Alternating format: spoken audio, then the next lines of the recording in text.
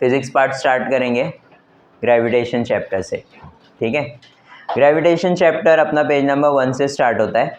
Gravitation first page पे अपना क्या रहता है, न्यूटन साहब बैठे हुए, ठीक है। तो क्वेश्चन क्या बन सकता है कि एप्पल गिर रहा है कि बनाना गिर रहा है, ये सब पूछते नहीं पूछते। तो पूछते क्या है फर्स्ट पेज में से, कि न्यूटन ने ग्रेविटी डैश किया, उसके अंदर invented, discovered, made, none of this. क्या डिस्कवर्ड, इन्वेंटेड मत लिख के आ जाना। इन्वेंशन का मतलब बताया था मैंने, इन्वेंशन और डिस्कवरी में फ़र्क बताया था, है ना। इन्वेंशन का मतलब क्या होता है, कोई चीज़ बनाना, और डिस्कवर का मतलब क्या होता है, कोई चीज़ पहले से थी, हमने उसके बारे में पता लगाया, ठीक है। तो न्यूटन ने ग्रेविटी क्या किया है, डिस्कवर किया है, ठीक है। आगे आते हैं, फिर इसको हम लोग को समझाने के लिए नेक्स्ट पेज पे एक लड़की बेचारी बहुत सालों से पत्थर घुमा रही है, ठीक है। क्या है वो, सेंट्रीपेटल फोर्स। क्या है वो, सेंट्रीपेटल फोर्स और सर्कुलर मोशन। सर्कुलर मोशन हम लोग को पता है ना, जो एक फिक्स रेडियस में एक मोशन होता रहता है उसको हम लोग क्या बोलते हैं, सर्कुलर मोशन बोलते हैं, ठीक है। और सेंट्रीपेटल फोर्स क्या होता है, उसका डेफिनेशन लिखा हुआ है, देखो ब्लैक में, सेंट्रीपेटल में, है ना। क्या होता है सेंट्रीपेटल फोर्स, ऐसा फोर्स जो ऑब्जेक्ट क्या कर रहा है, अंदर की तरफ जाने की कोशिश कर रहा है कि बाहर की तरफ, अंदर की तरफ जाने की कोशिश कर रहा है, पक्का। तो फोर्स उसको कहाँ खींच रहा है, नहीं, फोर्स जो है उसको अंदर की तरफ खींच रहा है, और वो जो ऑब्जेक्ट है कहाँ जाने की कोशिश कर रहा है, बाहर की तरफ, ठीक है। और ये दोनों फोर्सेस, जो बाहर की तरफ ऑब्जेक्ट जाना चाह रहा है और जो चीज़ उसको अंदर की तरफ खींच रही है, ये दोनों फोर्सेस क्या होते हैं, इक्वल होते हैं। क्या होते हैं, इक्वल। इसके लिए वो जो ऑब्जेक्ट है वो ना ही सेंटर से दूर जा पाता है, ना ही सेंटर के नज़दीक आ पाता है। इसको हम लोग क्या बोलते हैं, सेंट्रीपेटल फोर्स। देखो डेफिनेशन क्या है, a force acts on any object moving along in a circle and is directed towards the centre of the circle, this is called as centripetal force. ये हम लोग का सेंट्रीपेटल फोर्स का definition है, 1 marks के लिए एग्जाम में पूछता है, ठीक है। सेंट्रीपेटल फोर्स हम लोग क्यों पढ़ रहे थे, क्योंकि हम लोग को एक क्वेश्चन अराइज हुआ था कि अगर एप्पल को ज़मीन अपनी तरफ खींच रही है, न्यूटन ने बोला हर ऑब्जेक्ट को अर्थ अपनी तरफ खींचता है, तो मून भी अर्थ के नज़दीक है, तो मून को क्यों नहीं खींच रहा है ना। इसीलिए हम लोग ने कौन सा फोर्स पढ़े, सेंट्रीपेटल फोर्स, के ऑब्जेक्ट को अर्थ अपनी तरफ क्या कर रहा है, खींच रहा है। लेकिन क्योंकि मून कौन से मोशन में है, सर्कुलर मोशन में है, और वो सर्कुलर मोशन में होने की वजह से कहाँ जाने की कोशिश कर रहा है, अर्थ से दूर, और अर्थ की ग्रेविटी उसको कहाँ खींच रही है, अर्थ के पास। इसीलिए वो ना ही दूर जा रहा है ना ही नज़दीक आ रहा है। समझ में आया, ठीक है। आगे बढ़ते हैं। Most important Kepler's law. Kepler's law boards वालों का एकदम फेवरेट क्वेश्चन है ना। ऐसा सुबह सुबह उठते वो लोग बोले केपलर्स लॉ बोलो, ऐसा, ठीक है।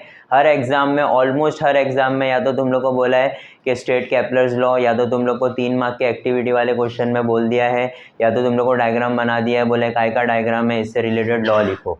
कुछ भी कैसे भी करके पूछ रहा है, लेकिन केपलर्स लॉ पूछता है, ठीक है। केपलर्स लॉ का फर्स्ट लॉ क्या बोलता है, देखो, the orbit of a planet is an ellipse with the sun at one of the foci, ठीक है। एलिप्स यानी अंडे जैसा शेप, ठीक है।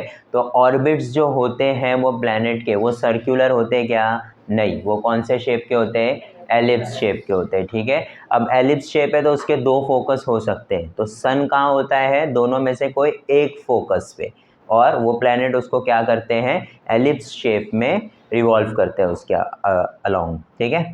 फिर सेकंड है Kepler second law. Kepler second law क्या है, देखो, the line joining the planet and the sun sweeps equal areas in equal interval of time. तो जो एरिया होता है उनका वो क्या होता है, इक्वल होता है। 3 महीने में अगर वो ए से बी जा रहा है, तो सी से डी भी कितने महीने में जाएगा, ई से एफ भी कितने महीने में जाएगा, 3 महीने में। समझ में आया, आगे बढ़ते हैं। केपलर्स थर्ड लॉ क्या बोलता है, the square of the periods of revolution around the sun is directly proportional to the cube of the mean distance of the planet from the sun. मतलब ये डायरेक्टली अपने को क्या बोलना चाह रहा है कि टी स्क्वायर यानी पीरियड ऑफ रिवॉल्यूशन का स्क्वायर, पीरियड ऑफ रिवॉल्यूशन का square is directly proportional to the mean distance, cube of the mean distance between planet and the sun, ठीक है। तो ये क्या बोलना चाह रहा है अपने को, third law, the square of the period of revolution is directly proportional to the cube of the mean distance between the planet and the sun. ये हम लोग का थर्ड लॉ है, रट्टा मारने की ज़रूरत नहीं है, तुम लोग को ये याद रहेगा। तो इसको ही क्या करने का, वर्ड्स में कन्वर्ट कर देने का। समझ में आया? Kepler's law most important 3 marks के लिए। आगे बढ़ते हैं। नेक्स्ट क्या है हम लोग का, Newton's universal law of gravitation. ये लॉ हम लोग को पूछता है, ठीक है। न्यूटन्स लॉ ऑफ ग्रेविटेशन पूछा तो यही लॉ लिखने का। कहाँ से कहाँ तक लिखने का है, देखो, अकॉर्डिंग टू दिस थियरी, ठीक है। अकॉर्डिंग टू दिस थियरी नहीं लिखने का। कहाँ से लिखने का, every object in the universe attracts every other object with a definite force. Her object दूसरे ऑब्जेक्ट को क्या करता है, एक डेफिनाइट फोर्स से अट्रैक्ट करता है। जैसे 2 जन बेंच पे बैठे, तो 2 जन बेंच पे बैठे हैं तो वो दोनों की बॉडी एक दूसरे को क्या कर रही है, अट्रैक्ट कर रही है, लेकिन वो चिपक जा रहे क्या, नहीं चिपक रहे। क्यों? क्योंकि एक डेफिनाइट फोर्स है और वो फोर्स, जो फोर्स ऑफ अट्रैक्शन जो होता है वो बहुत कम होता है, इतना कम कि उसको हम लोग ऑलमोस्ट क्या करते हैं, नेग्लिजिबल करते हैं। लेकिन फोर्स है, बहुत कम है लेकिन है, ठीक है।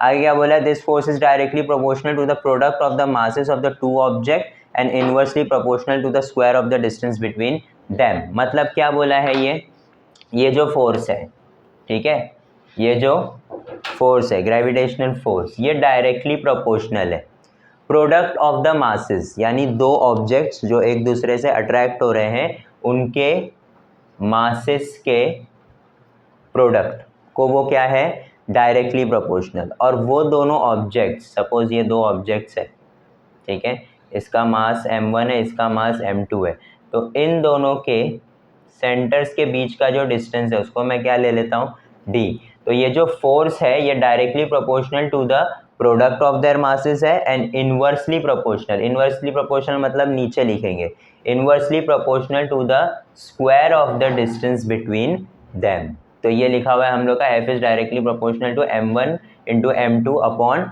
D square. फिर ये डायरेक्टली प्रोपोर्शनल की साइन हटेगी अगर, तो हम लोग क्या लिखेंगे वहाँ पे, एक कांस्टेंट। क्या लिखेंगे, जिसको हम लोग क्या बोलते हैं, g।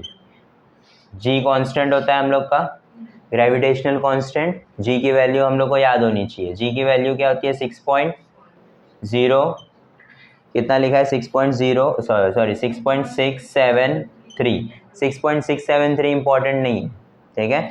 इंपॉर्टेंट क्या है, न्यूटन मीटर स्क्वायर पर केजी स्क्वायर, उसका यूनिट इंपॉर्टेंट है, ठीक है। क्या है उसका यूनिट, न्यूटन मीटर स्क्वायर पर केजी स्क्वायर। पर केजी स्क्वायर क्योंकि ये क्या है, माइनस है, ठीक है। समझ में आ रहा है, पक्का, ठीक है। आगे बढ़ते हैं। ये हो गया हमारा g का वैल्यू और ये हो गया हम लोग का न्यूटन्स लॉ ऑफ ग्रेविटेशन, ये उसका फॉर्मूला हो गया। और ये g का वैल्यू, ये g का वैल्यू MCQ में अपने को पूछ सकता है और ये अपने को 1 मार्क्स के लिए पूछ सकता है, ठीक है। ये state the Newton's law of gravitation force, ठीक है। आगे बढ़ते हैं। उसके आगे वाला एक डेरिवेशन है पेज नंबर 5 पे, ठीक है, कि f is inversely proportional to the distance between the objects. f is inversely proportional to r square, वहाँ पे लिखा हुआ है ना। ये हम लोग का डेरिवेशन इंपॉर्टेंट है, ठीक है। ये डेरिवेशन में केपलर्स लॉ यूज़ होता है और ये वाला फार्मूला यूज़ होता है और सेंट्रीपेटल फोर्स का फार्मूला यूज़ होता है। सेंट्रीपेटल फोर्स का फार्मूला क्या होता है, f is equal to mv square upon r। इसको याद रखो, ये हमारा एक फोर्स का फार्मूला हो गया, ये हमारे फोर्स का दूसरा फार्मूला हो गया, ठीक है। आगे बढ़ते हैं। आगे आ जाओ पेज नंबर 6 पे। पेज नंबर 6 पे न्यूमेरिकल्स हैं, ठीक है। उसके नीचे डू यू नो दिख रहा है। डू यू नो में देखो लो टाइड हाई टाइड वाला आंसर है, ठीक है। इस पे क्वेश्चन बनता है कि मून के जो फुल मून होता है तो हाई टाइड होता है कि लो टाइड होता है ना। मून पे डिपेंड करता है कि आपके समुंदर का जो पानी है वो ऊपर रहेगा या नीचे। जब मून हमारे अर्थ के नज़दीक होता है तो अर्थ और मून की ग्रेविटेशनल फोर्स की वजह से समुंदर का पानी का लेवल क्या हो जाता है, जिसको हम लोग क्या बोलते हैं, हाई टाइड। और जब मून अर्थ से दूर होता है तो पानी जो होता है वो क्या हो जाता है, नीचे चले जाता है, जिसको हम लोग क्या बोलते हैं, लो टाइड। समझ में आया? तो ये हाई टाइड और लो टाइड याद होना चाहिए अपने को। ये पूछता है एग्जाम में, ये सब को निगलेक्ट नहीं करने का, पहले ही बोल रहा हूँ। ऐसा तुम लोग ये सब यहाँ वहाँ लिखा और डू यू नो, नहीं सब मालूम है हम लोग को, छोड़ दिए नहीं, ये सब पढ़ने का, गिव रीजंस वगैरह इसमें से बनते हैं। साइंस का पेपर है ये, तुम लोग को हार्डली 40% क्वेश्चन आएगा जो तुम लोग के एक्सरसाइज में, ठीक है। तो उस पर डिपेंड होके जाना मत बिल्कुल भी, सर पकड़ के बैठ जाओगे पेपर में, ठीक है। तो आगे पेज नंबर 7, अर्थ ग्रेविटेशनल फोर्स। अर्थ ग्रेविटेशनल फोर्स मतलब किसकी बात हो रही है यहाँ पे, ठीक है, अर्थ की ग्रेविटी की बात हो रही है, ठीक है। अर्थ की ग्रेविटी कैसे कैसे क्या होती है, बढ़ती है, कैसे कैसे कम होती है, ये हम लोग को बता रहे हैं। कोई भी चीज़ को अर्थ क्या करता है, अपने सिंपल और सेम फोर्स से क्या करता है, अपनी तरफ अट्रैक्ट करता है, चाहे वो कोई भी चीज़ हो, ठीक है। अब और एक चीज़ है जिसके ऊपर वो चीज़ डिपेंड करती है, वो हम लोग को नेक्स्ट पेज पे दिया हुआ है, देखो, अर्थ ग्रेविटेशनल एक्सेलरेशन। अर्थ ग्रेविटेशनल एक्सेलरेशन मतलब किसकी बात हो रही है यहाँ पे, जी की, स्मॉल जी। याद रखो स्मॉल जी जो है वो हम लोग का एक्सेलरेशन है। क्या है, एक्सेलरेशन का यूनिट हमेशा क्या होता है, मीटर पर सेकेंड स्क्वायर, ठीक है, मीटर पर सेकेंड स्क्वायर उसका यूनिट है। और जी जो है वो मेरा क्या है, ग्रेविटेशनल एक्सेलरेशन है। क्या है, ग्रेविटेशन एक्सेलरेशन, ठीक है। ग्रेविटेशनल एक्सेलरेशन होता क्या है, मुझे बता सकता है कोई? जिस तेज़ी से अर्थ ऑब्जेक्ट्स को अपनी तरफ खींचता है उसको हम लोग क्या बोलते हैं, उसका ग्रेविटेशनल एक्सेलरेशन, ठीक है। जैसे ये एक पेन है, ठीक है, मैं पेन को जब छोड़ूंगा, तो जब मैं उसको छोड़ूंगा तो उसकी अभी स्पीड क्या है इसकी, 0। जैसे जैसे मैं इसको छोड़ूंगा वैसे वैसे जैसे जैसे नीचे जाता रहेगा उसकी स्पीड क्या होती रहेगी, बढ़ती रहेगी। मतलब स्पीड बढ़ रही है, यानी वेलोसिटी अगर बढ़ रही है तो उसको हम लोग क्या बोलते हैं, एक्सेलरेशन, है ना। एक्सेलरेशन हो रहा है, ये किस वजह से हो रहा है एक्सेलरेशन, ग्रेविटी की वजह से। इसीलिए ऐसे टाइप के एक्सेलरेशन को हम लोग क्या बोलते हैं, एक्सेलरेशन ड्यू टू ग्रेविटी। क्या बोलते हैं, एक्सेलरेशन ड्यू टू ग्रेविटी, जिसका डेरिवेशन अपने को दिया हुआ है, इक्वेशन नंबर 7 बना हुआ है, जिसमें वैल्यू अपने को आई है 9.77, दिख रहा है।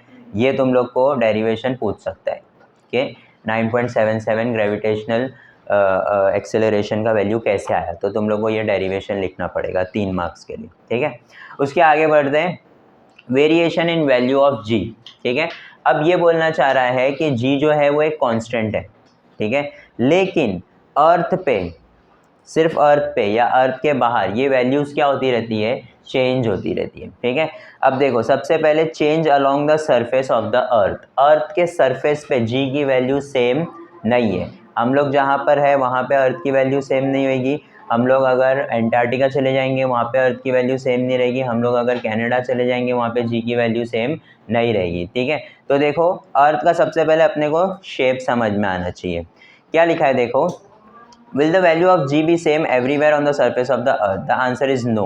The reason is that the shape of the earth is not exactly spherical, and so the distance of the point on the surface of the earth from its center differs somewhat from place to place. Due to this, rotation of the earth bulges at equator and flattens at the pole. Flattens at the pole मतलब हमारे अर्थ का shape कैसा है, ऐसा है ना, ऐसा है ना। ये मेरा क्या है, सर्कल है, यहाँ से यहाँ तक का डिस्टेंस कम है, यहाँ से यहाँ तक का डिस्टेंस क्या है, ज़्यादा, ठीक है। तो ये मेरे पोल्स है, ठीक है, ये ना नॉर्थ पोल साउथ पोल, ठीक है। तो देखो क्या लिखा हुआ है, हाँ, it's radius is largest at the equator. Largest equator है ना ये, तो इक्वेटर पे उसका रेडियस क्या होता है, सबसे बड़ा। सबसे बड़ा होने की वजह से प्रॉब्लम ये हो रही है कि सेंटर से वो बहुत दूर है, सेंटर से, और जैसे जैसे आप सेंटर से दूर जाते जाओगे आपका जी क्या होता रहेगा, कम होता रहेगा, ठीक है। अब ये दूर है तो यहाँ पे जी का वैल्यू क्या है, कम, और ये नज़दीक है तो यहाँ पे जी का वैल्यू क्या है, ज़्यादा। तो देखो वही लिखा हुआ है वहाँ पे, it's radius is largest at the equator and smallest at the pole. The value of g is this highest at the poles and decreases slowly with increasing latitude. Its lowest at equator, ठीक है। अब highest कितना है, 9.832, और वो कहाँ है, पोल पे, और लोवेस्ट क्या है 9.78, और ये कहाँ पर है, इक्वेटर पे। ये 2 पॉइंट इंपॉर्टेंट है इसके अंदर। Highest value of g poles पे होता है, ठीक है, और लोवेस्ट वैल्यू ऑफ जी कहाँ होता है, इक्वेटर पे होता है।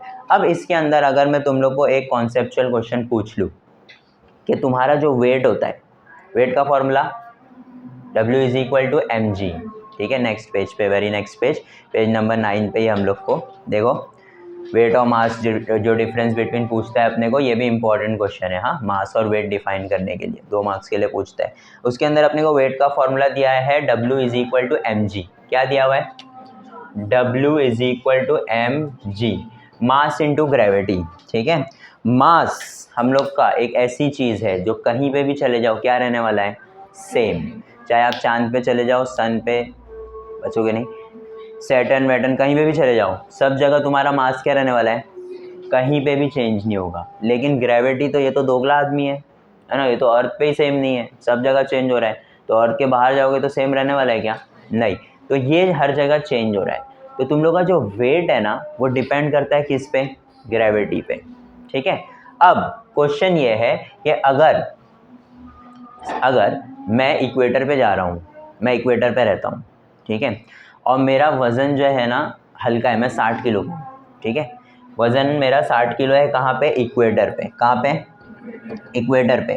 अब अगर मैं पोल्स पे रहने चला गया, ठीक है, तो मेरा वज़न ज़्यादा दिखाएगा या कम दिखाएगा, ज़्यादा दिखाएगा। क्या दिखाएगा, क्योंकि ग्रेविटी वहाँ पे क्या है, मतलब जी की वैल्यू क्या है, तो मास तो मेरा सेम है, लेकिन जी की वैल्यू बढ़ने की वजह से ऑल ओवर मेरा वेट भी क्या हो गया है, बढ़ गया है। समझ में आया। तो वो सेम पर्सन जो इक्वेटर पे 60 किलो का है, पोल्स पे क्या हो जाएगा, ज़्यादा का बताएगा। हो सकता है 60.5 का बताए या 61 kg का बताए।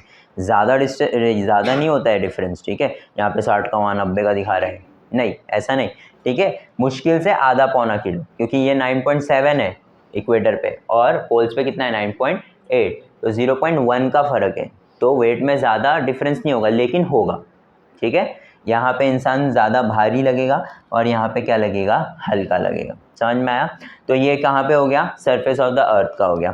फिर चेंज विथ हाइट, जैसे जैसे आप अर्थ को छोड़ के बाहर जाते रहोगे, जैसे मैं अब हवा में उड़ रहा हूँ, प्लेन में, ठीक है, तो प्लेन में उड़ रहा हूँ तो मेरा सेंटर से डिस्टेंस बढ़ गया ना। और हम लोग का बेसिक लॉ है कि सेंटर से आप जितना दूर जाते रहोगे ग्रेविटी उतना क्या होता रहेगा, कम होता रहेगा, ठीक है। तो आप अर्थ के सरफेस से जितना ऊपर जाते रहोगे ग्रेविटी का वैल्यू, जी का वैल्यू क्या होता रहेगा आपका, कम होता रहेगा। समझ में आया। फिर आगे बढ़ते हैं, last change with depth. Change with depth यानी अब हम लोग ऊपर नहीं जा रहे, अब हम लोग जा रहे हैं अर्थ के अंदर। कहाँ जा रहे हैं, अर्थ के अंदर जा रहे हैं, ठीक है। अब लॉ हम लोग का ये बोलता है कि अगर सेंटर है और सेंटर के नज़दीक जा रहे हो तो ग्रेविटी क्या होना चाहिए, बढ़ना चाहिए। लेकिन जी का वैल्यू एक और चीज़ पे डिपेंड करता है, वो है मास ऑफ अर्थ पे। किस पे डिपेंड करता है, मास ऑफ अर्थ। अब अगर मैं यहाँ पे जा रहा हूँ तो मेरा अर्थ जो है ना, सपोज ये मेरा अर्थ है और मैं अर्थ के इस वाले हिस्से पे खड़ा हूँ, अर्थ के अंदर ज़मीन खोद के, ठीक है।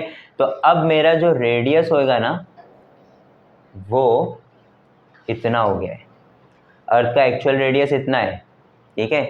जी सपोज रेडियस पे डिपेंड कर रहा है या अर्थ के मास पे डिपेंड कर रहा है, ठीक है।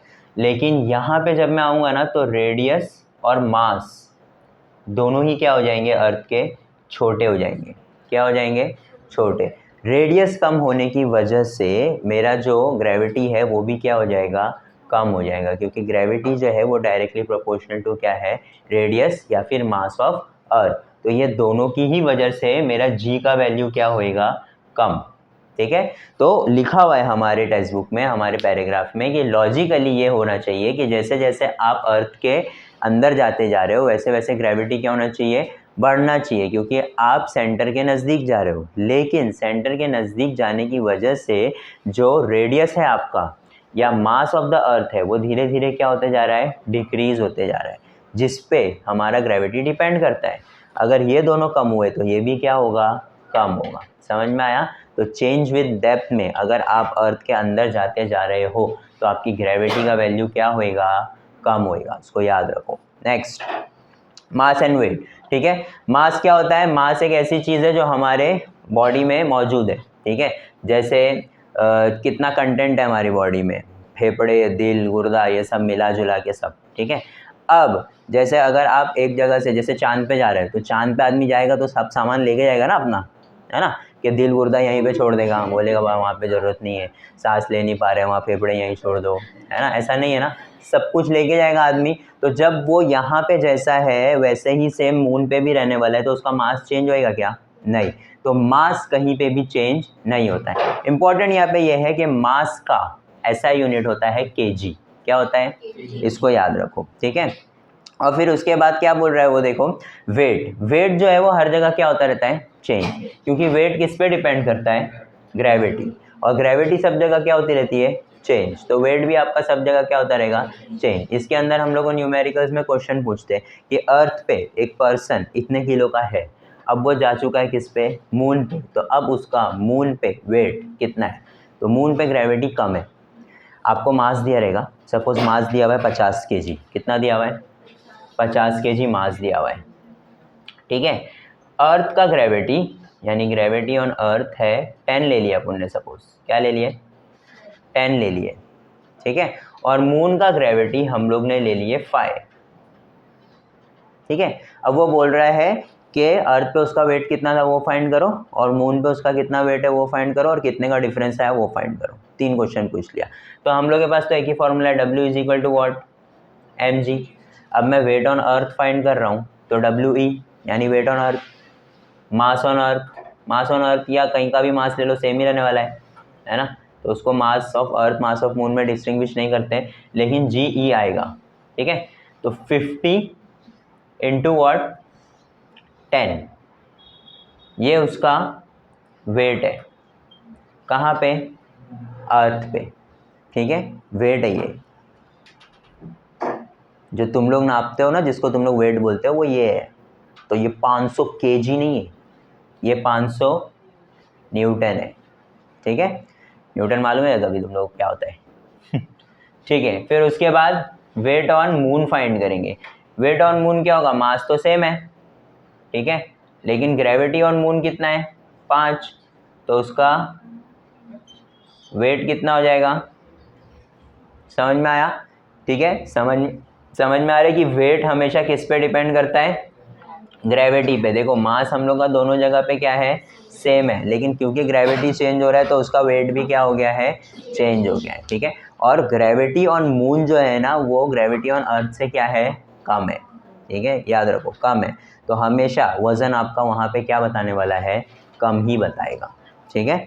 तो एक जोक है शायद कि अगर मैं मोटी हूँ, वो लड़की का जोक है, अगर मैं मोटी हूँ तो इसका ये मतलब नहीं कि मैं मोटी हूँ, मैं इस प्लैनेट पे डिज़र्व नहीं करती हूँ, ठीक है, क्योंकि यहाँ पे ग्रेविटी ज़्यादा है, इसके लिए मेरा वज़न ज़्यादा दिखा रहा है। मैं मोटी नहीं हूँ, मैं चांद से आई हुई हूँ, ठीक है। तो मून से आई हुई हूँ मैं, क्योंकि मून पे ग्रेविटी कम है। तो मैं अगर यहाँ पे 100 किलो की हूँ तो वहाँ पे 100 किलो की नहीं रहने वाली हूँ। वहाँ पे कितने किलो की रहूँगी मैं? 70-80, हाँ, 0 फिगर भी हो सकता है मेरा वहाँ, ठीक है। तो अर्थ मेरे लिए नहीं बना है, मैं कहाँ से आई हुई हूँ? मून से आई हुई हूँ, समझ? अल्लाह ऐसा खुद को ऐसा दिलासा देने के लिए करते हैं लोग कि जिम ना जाना पड़ जाए, फालतू चीज़ें, ठीक है। आगे बढ़ते हैं। फ्री फॉल इंपॉर्टेंट है। फ्री फॉल का मतलब क्या होता है? ध्यान से सुन लो, याद रखो इस चीज़ को कि जब एक बॉडी ज़मीन की तरफ गिरती है और उसके ऊपर कोई फोर्स सिवाय, उसको क्या बोलते हैं? Free fall. सिंपल, समझ में आया? एक बॉडी ज़मीन पे गिर रही है और उसके ऊपर सिर्फ और सिर्फ एक फोर्स लग रहा है, जिसको हम लोग कौन सा फोर्स बोलते हैं? Gravitational force. तो ऐसे फॉल को हम लोग क्या बोलते हैं? Free fall. लेकिन उसी के आगे लिखा हुआ है कि एनवायरनमेंट में फ्री फॉल एग्जिस्ट नहीं करता है, क्योंकि एनवायरनमेंट में पार्टिकल्स हैं, है ना। वो पार्टिकल्स हो सकता है कि जो हमारी बॉडी गिर रही है उसको क्या करे? रेजिस्ट करे। क्या करे? तुम लोग ने वो देखे हो, एक बाउंस में रहता है, ऐसे बहुत सारी जाली लगी रहती है एक के नीचे के, और फिर वो आदमी कूदता है उसके ऊपर और फिर डायरेक्ट ऐसे धीरे धीरे नीचे जा रहा होता है ना। तो अगर वो जाली नहीं होती और वो कूदता तो जल्दी नीचे गिरता, लेकिन वो जालियाँ उसको क्या कर रही है? रेजिस्ट कर रही है। वही सेम चीज़ मेरे इस मार्कर को कौन कर सकता है? जो पार्टिकल्स है, हवा में जो पार्टिकल्स है वो कर सकते हैं। ज़्यादा नहीं करेंगे लेकिन करेंगे, है ना। तो तो हम जब भी बात करते हैं ना इन सारी चीज़ों की, हम एक्यूरेट बात करते हैं। हम लोग को फ्री फॉल चाहिए तो ऐसा चाहिए कि भाई कोई भी उसको रोके ना, क्योंकि हम लोग डेफिनेशन में बोल रहे हैं कि कोई भी फोर्स लगना नहीं चाहिए। लेकिन हो सकता है पंखा चालू हो तो हवा नीचे की तरफ जा रही है तो इसका स्पीड बढ़ जाए, है ना, या नीचे से अगर कोई पार्टिकल्स है या कुछ भी है, अब्दुल्ला नीचे लेट के फूंक मार रहा है, ठीक है, तो हो सकता है कि जो हमारा मार्कर है वो लेट नीचे गिरे 1 आध सेकेंड या आधा सेकेंड, है ना, या 1 मिली सेकेंड ही लेट गिरे, है ना। तो एनवायरनमेंट में फ्री फॉल पॉसिबल नहीं है। तो फ्री फॉल पॉसिबल कहाँ है? वैक्यूम, ये वर्ड याद रखो। वैक्यूम में कोई भी पार्टिकल, कोई भी फोर्स नहीं होता है, कुछ भी नहीं होता है, ठीक है। बोले क्या होता है? कुछ भी नहीं, ठीक है। कुछ तो होगा, कुछ भी नहीं, ठीक है। वैक्यूम में कुछ भी नहीं होता है। तो जब कुछ है ही नहीं इसको रोकने के लिए तो ये गिर जाएगा, है ना। समझ में आया? तो फ्री फॉल सिर्फ और सिर्फ कहाँ पॉसिबल है? ठीक है, आगे बढ़ते हैं। फिर आगे हम लोग का है ग्रेविटेशनल पोटेंशियल। पोटेंशियल एनर्जी का फॉर्मूला क्या होता है? mgh, mdh नहीं, mgh ग्रेविटेशन, ये पोटेंशियल का फॉर्मूला है। ये किसका? Potential energy. Potential energy depends of mass, gravity और हाइट। हाइट कहाँ का? अर्थ के सरफेस से, ठीक है। जैसे तुम लोग अभी अर्थ के सरफेस पे हो, मैं अर्थ के सरफेस से थोड़ा ऊपर हूँ, तुम लोग का पोटेंशियल एनर्जी कम है, मेरा पोटेंशियल एनर्जी ज़्यादा है। जैसे जैसे हाइट बढ़ते रहेगी वैसे वैसे पोटेंशियल एनर्जी भी क्या होता रहेगा? बढ़ता रहेगा। लेकिन प्रॉब्लम ये है कि इसके साथ कौन है? और ये नालायक तो कम होते जा रहा है ना, है ना, यस और नो। जैसे जैसे आप ऊपर जा रहे हो ग्रेविटी क्या होते जा रही है? हाइट बढ़ रही है, लेकिन ग्रेविटी क्या हो रही है? भाई इसका तो कोई लेना देना नहीं है, IDGAF, है ना। कुछ फर्क नहीं पड़ रहा उसको। कुछ फर्क पड़ रहा है क्या? नहीं ना। तो मास को तो कुछ फर्क नहीं पड़ रहा है, लेकिन ग्रेविटी धीरे धीरे क्या होते जा रही है? कम। हाइट धीरे धीरे क्या होते जा रहा है? बढ़ते जा रहा है। तो प्रॉब्लम किसको हो रही है? पोटेंशियल एनर्जी को। भाई कम होने का क्या बढ़ने का है ना। तो जब तक तुम्हारा बॉडी क्या बोलते हैं इसको, एटमॉस्फेयर के अंदर है, तब तक आपका पोटेंशियल एनर्जी एग्जिस्ट करेगा। आप एक बार इसके बाहर गए, gravity zero, potential energy zero. तो अगर आप बाहर चले गए आपका पोटेंशियल एनर्जी क्या हो जाएगा? हाइट आपकी फटे है, ठीक है, लेकिन ये क्या हो गया? ज़ीरो, है ना। और ये इससे क्या हो रहा है? तो पूरे को क्या कर देगा? तो पोटेंशियल एनर्जी क्या हो जाएगा? ज़ीरो। वही सेम चीज़ अगर आप ज़मीन पे लेटे हुए हो, ठीक है, ज़मीन और आपके बीच का हाइट कितना है? ज़ीरो। अब ग्रेविटी एकदम मस्त चिपका के रखी आपको अर्थ से, ठीक है, ग्रेविटी एकदम अपने फुलेस्ट पे, ठीक है, लेकिन हाइट क्या है? तो अगर आप ज़मीन पे भी खड़े हो तो आपका पोटेंशियल एनर्जी क्या है? समझ में आ रहा है? पक्का पोटेंशियल एनर्जी इन चीज़ों पे डिपेंड करता है। Am I clear? ठीक है, ये लिखा हुआ है उसमें। आगे बढ़ते हैं। Escape velocity. एस्केप वेलोसिटी मतलब क्या होता है? ग्रेविटेशनल फोर्स जहाँ तक लग रहा है अर्थ का, ठीक है। अब वो हम लोग ने ऐसा बनाए हुए कि देखो ये अर्थ है और ये इसके बाहर जो है वो क्या है? एटमॉस्फेयर है। ये असली में ऐसी कोई लाइन है क्या? नहीं, असली में ऐसी कोई लाइन नहीं है, ठीक है। ऐसा तुमको दिख रहा है, हाँ हाँ हाँ टोल नगा रहा है, इसके बाहर जाएंगे तो ग्रेविटी खत्म, ऐसा नहीं, ऐसा नहीं है कुछ भी, है ना। तो ये लाइन हम लोग ने बनाए हैं फॉर अ रेफरेंस, ठीक है। जब ये लाइन के बाहर कोई भी ऑब्जेक्ट चले जाता है, मतलब वो अर्थ के ग्रेविटेशनल इन्फ्लुएंस को क्या कर चुका है? एस्केप। अब वो वापस नीचे नहीं आ सकता, है ना। तो जो स्पीड से, जो वेलोसिटी से हमको एक ऑब्जेक्ट को अर्थ के सरफेस से लॉन्च करना होता है कि वो अर्थ के ग्रेविटेशनल इन्फ्लुएंस को क्या कर दे? एस्केप। वैसी वेलोसिटी को हम लोग क्या बोलते हैं? Escape velocity. समझ में आ रहा है? जैसे मुझे ये पेन नहीं चाहिए, मैं इसको स्पेस में भेजना चाहता हूँ, सीधा हम लोग फ़ोन लगाएंगे अपने दोस्त को, इलॉन मस्क, वो ये सब काम करता है ना, ठीक है। तो अब हम लोग ने क्या किया? इसको लॉन्चर पे लगाए और इसको क्या कर दिए? लॉन्च कर दिए।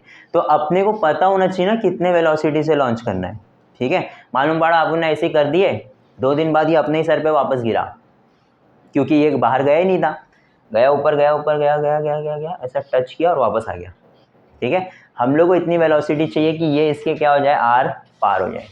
समझ में आया? तो ऐसी वेलोसिटी जिसकी वजह से कोई भी ऑब्जेक्ट अर्थ के ग्रेविटेशनल इन्फ्लुएंस को क्या कर दे, पार, वैसी वेलोसिटी को हम लोग क्या बोलते हैं, एस्केप वेलोसिटी।